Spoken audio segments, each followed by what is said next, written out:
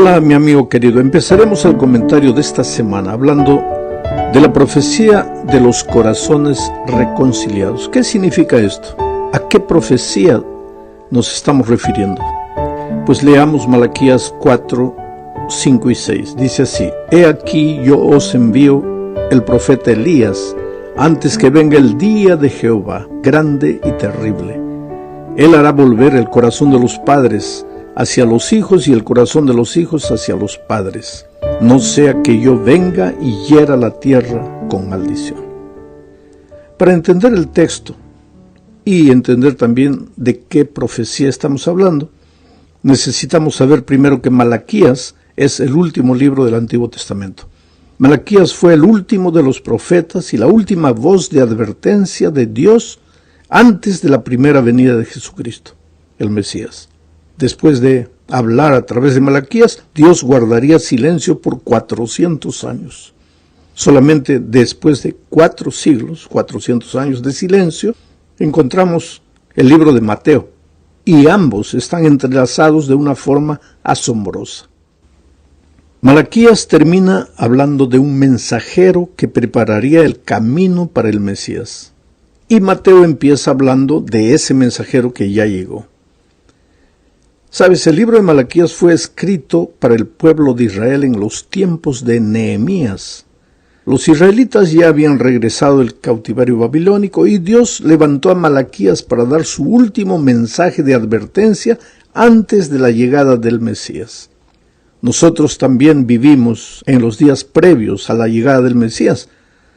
La venida de Jesús se aproxima y es admirable cómo en nuestros días la iglesia se parece mucho con la iglesia en los días de Malaquías. Bueno, Dios prometió a Israel que antes de la llegada del gran día y terrible, y se refería a la venida primera del Mesías, Dios enviaría al profeta Elías. Pero ¿a quién se estaba refiriendo Malaquías?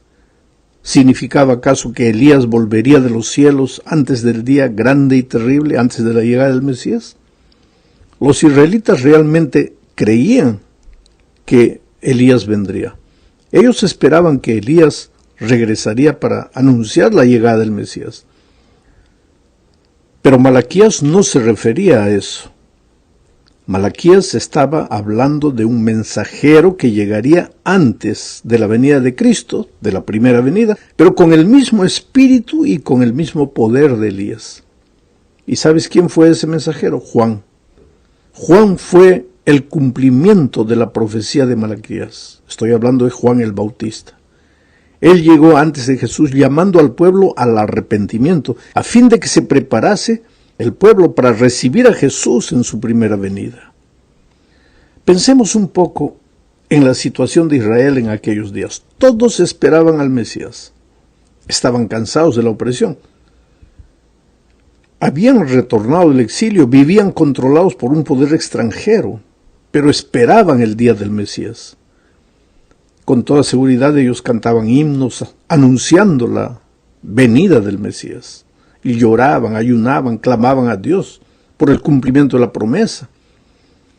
Sin embargo, no estaban preparados para recibirlo. Por eso era necesario que se levantase un mensajero para preparar el camino. En realidad, el camino que debía ser preparado eran los corazones de los miembros de la iglesia de aquel tiempo. Ellos esperaban la llegada del Mesías, pero solo en la teoría. Sin embargo, en su corazón estaban lejos de Dios.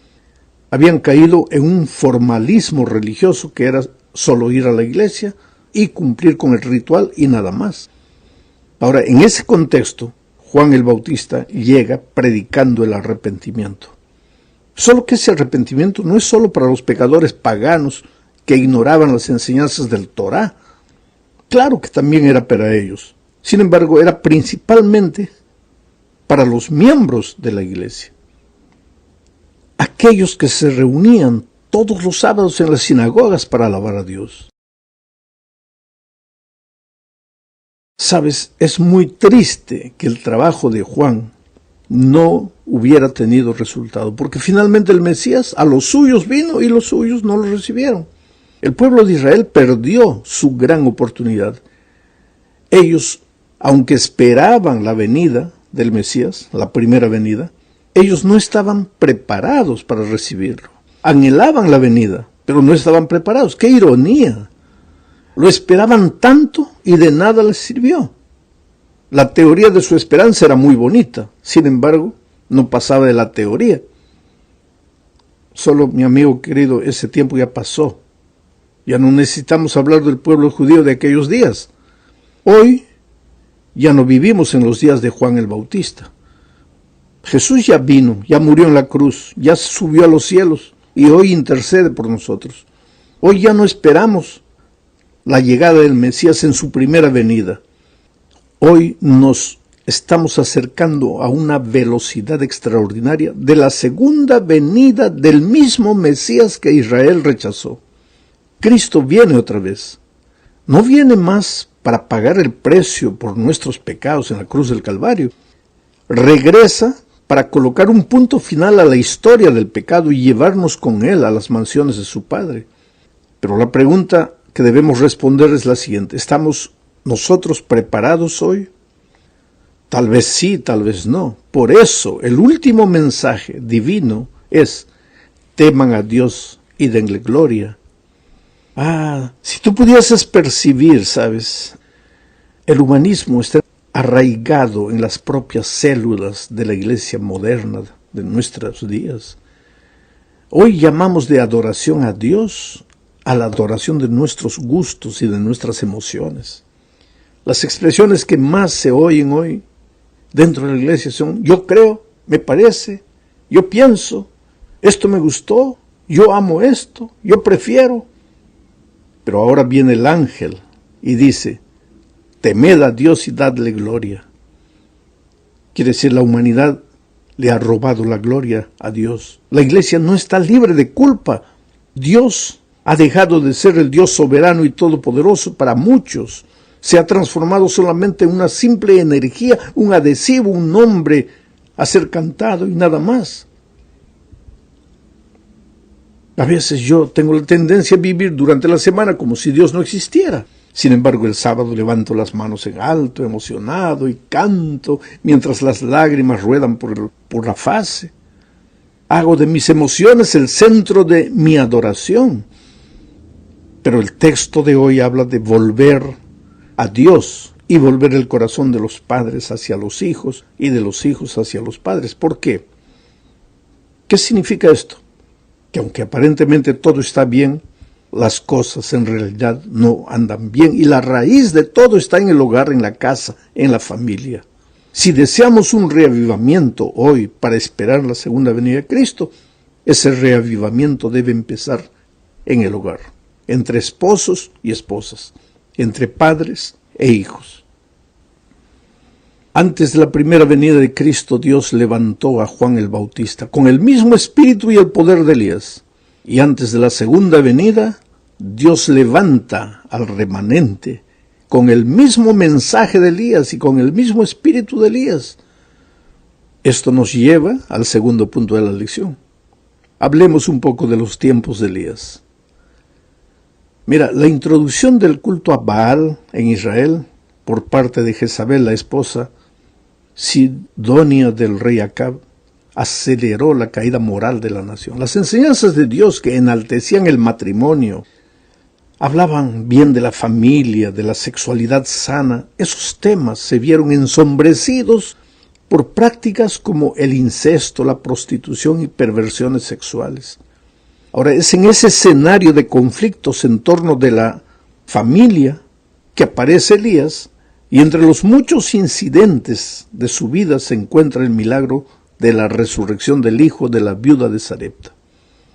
Lo que Dios quiere enseñar con ese milagro es que Él se preocupa por los hogares y por las familias. Dios cuidó de la viuda con el milagro del aceite que no se acababa. Y cuando su hijo murió, usó al profeta para resucitar al muchacho y restaurar una familia que estaba deshecha. Por eso, el mensaje de Elías tiene que ver con la restauración de los hogares. Y ese es el mensaje que también le toca predicar a la iglesia de nuestros días. Restaurar los hogares.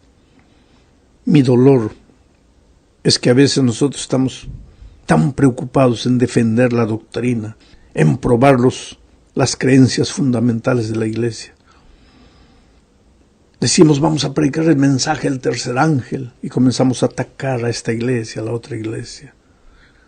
Y sin embargo los hogares están deshechos. Padres, hijos, a veces no se hablan, esposos, esposas. Entonces, ¿qué es lo que el mensaje de Elías está haciendo en la iglesia hoy? Esa es la pregunta que tenemos que responder. Porque el mensaje de Elías tenía como propósito restaurar los hogares destruidos. ¿Están nuestros hogares siendo restaurados? Si no lo están, ¿cómo podemos predicar el último mensaje de Elías para este tiempo? En la tercera parte de este estudio veremos cómo se reconstruye el altar del pueblo de Dios. Leamos Primera de Reyes, capítulo 18, versículo 21. Y acercándose Elías a todo el pueblo dijo: ¿Hasta cuándo claudicaréis vosotros entre dos pensamientos? Si Jehová es Dios, seguidle, y si Baal, id en pos de él. Y el pueblo no respondió palabra. En este texto que acabamos de leer, encontramos una expresión que es clave, la expresión dos pensamientos. ¿Hasta cuándo claudicaréis entre dos pensamientos? Esa es la frase clave, dos pensamientos. Para Israel esos dos pensamientos, esos dos caminos, esas dos maneras de mirar la vida eran Dios y Baal. Para nosotros hoy son Dios y muchas maneras de ver la vida, muchas filosofías que invaden la iglesia, empezando por la familia, porque la familia es el núcleo de la iglesia. Todo lo que viene a la iglesia viene a través de la familia. La familia es el centro, la célula principal de la iglesia. La iglesia es lo que las familias son. Y si el altar de la iglesia está destruido, es porque el altar de las familias está destruido. Y esto no se refiere solo al culto familiar, sino a la manera de observar la vida. ¿Cómo miras la vida? ¿Es Cristo el centro de todo lo que haces? ¿O te has contagiado de la manera de vivir de nuestros días, de la cultura de nuestros días, de lo políticamente correcto de nuestros días? Invade esa manera de ver la vida, invade a las familias a través de la televisión, del internet, de las películas, de las músicas. Hoy día, la manera de ver de la gente que no conoce a Dios, como ellos ven la vida, es una inversión de valores. Lo que era antes malo, hoy es bueno. Lo que era bueno es malo. Y lógico que si la familia es contagiada, esa familia forma parte de la iglesia. La iglesia es contagiada, porque la iglesia es la suma de las familias. Si queremos corregir la vida de la iglesia, tendremos que corregir la vida de las familias. Y ahí nadie puede intervenir. Solo tú. Tú como padre, como madre, como hijo. Tienes que restaurar los valores. Y para eso, tal vez menos internet y más Biblia. Menos en internet para recibir la influencia de afuera y más conocimiento de la palabra de Dios, de lo que Dios quiere para tu vida. Tienes dos caminos, dos pensamientos, dos maneras de ver la vida. O sigues a Dios y su palabra, o sigues a Baal, a los Baales de este mundo, con su manera de encarar la vida. Hablemos en la cuarta parte de la reconciliación. No existe reconciliación sin arrepentimiento. Por eso el mensaje de Elías y de Juan fueron mensajes de arrepentimiento. Ahora, ¿qué es el arrepentimiento? Leamos lo que dice Juan 1, 35 al 37. El día siguiente otra vez estaba Juan y dos de sus discípulos, y mirando a Jesús que andaba por allí, dijo: He aquí el Cordero de Dios. Le oyeron hablar los discípulos y siguieron a Jesús. Ahora vuelvo a preguntar, ¿qué es arrepentimiento? Arrepentimiento no es un fruto humano. No es el dolor que tú sientes porque crees que alguien va a descubrir lo que hiciste. No es el dolor que sientes porque estás sufriendo las consecuencias de algo malo que hiciste. El arrepentimiento es el dolor de haber herido el corazón de Dios. Y ese dolor solo te lo puede colocar Jesucristo.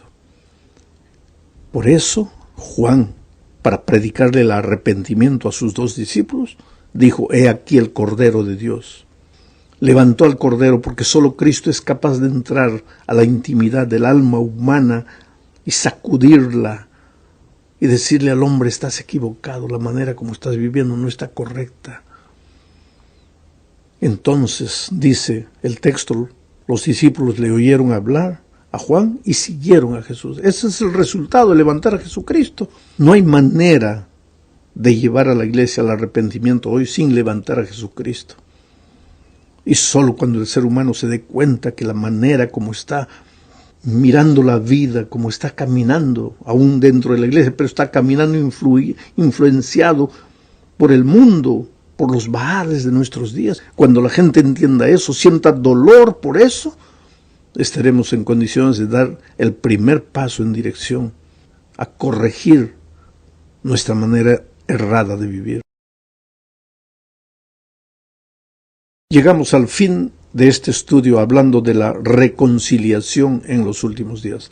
Leamos Lucas 1, versículos 16 y 17. Dice: y hará que muchos de los hijos de Israel se conviertan al Señor Dios de ellos, e irá delante de él con el espíritu y el poder de Elías, para hacer volver los corazones de los padres a los hijos y de los rebeldes a la prudencia de los justos, para preparar al Señor un pueblo bien dispuesto. ¿Quién hará ese trabajo? Hará que muchos de los hijos de Israel se conviertan. Ese es trabajo del Espíritu Santo. ¿Pero cómo trabaja el Espíritu Santo? A través de la conciencia.